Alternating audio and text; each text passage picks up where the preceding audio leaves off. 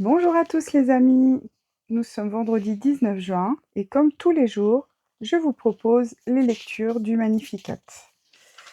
Donc alors, la première lecture, il s'agit de la lecture du deuxième livre des rois, chapitre 11.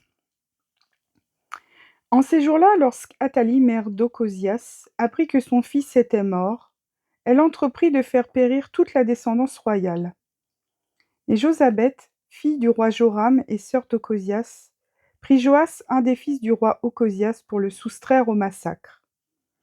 Elle le cacha, lui et sa nourrice, dans une chambre de la maison du Seigneur, pour le dissimuler au regard d'Athalie. C'est ainsi qu'il évita la mort. Il demeura avec Josabeth pendant 6 ans, caché dans la maison du Seigneur, tandis qu'Athalie régnait sur le pays.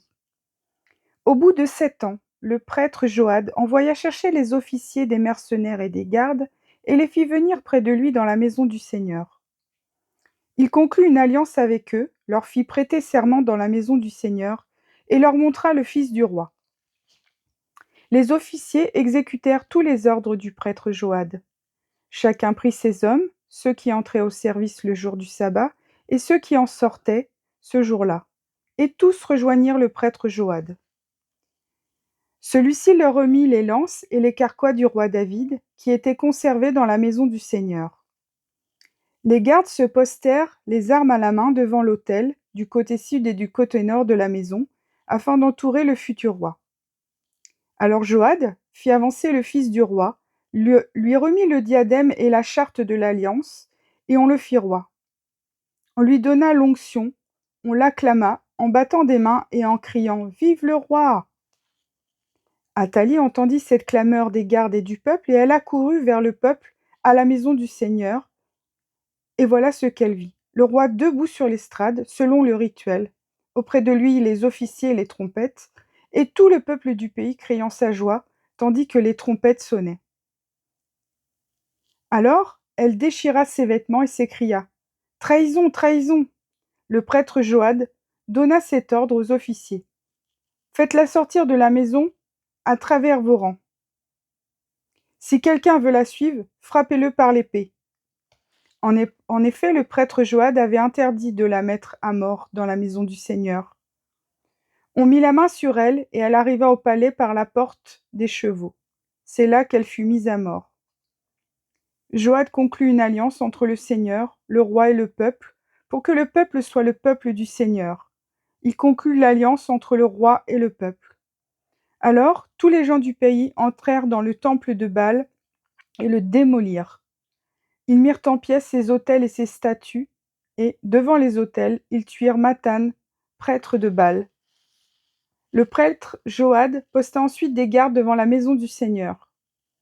Tous les gens du pays étaient dans la joie, et la ville retrouva le calme. Quant à Athalie, on l'avait mise à mort par l'épée dans la maison du roi. Parole du Seigneur.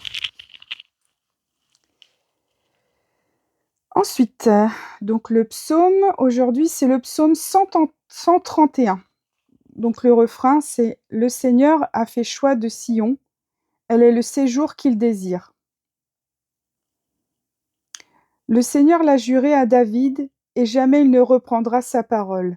C'est un homme issu de toi que je placerai sur ton trône. Le Seigneur a fait choix de Sion, elle est le séjour qu'il désire.